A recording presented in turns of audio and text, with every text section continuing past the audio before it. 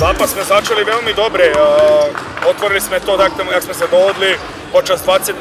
alebo 7 minút sme hrali výborný basketbal, bolo to o 20 bodov, v útočnej fáze nepremenili sme otvorené strely spod koša, bolo tam aj nejaké stratené lopty zbytočne, teším sa, že 2 body zostali doma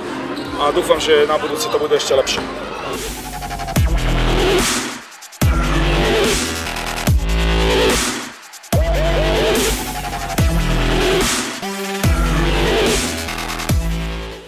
Urobili sme si v prvom polčase veľmi dobrý náskok, veľmi dobrou obranou, rýchlymi protiútokmi,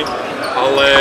vlastnými chybami s brklosťou sme to nejako neustrašili a dotiahli nás, dokonca bola remíza 2 minúty pred koncom, čo nevyzeralo boviako, ale cítili sme, že tá výhra dnes je u nás, takže sme nepustili kožu.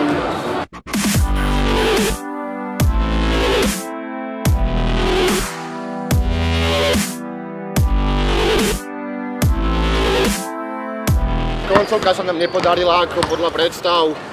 Super, v posledných pár minútach strávili tuším dôležitú trojku, takže to nás možno zlomilo a potom v obrane sme neboli tak dôslední, ako sme boli pri tom návrate z minus skoro 20 tuším.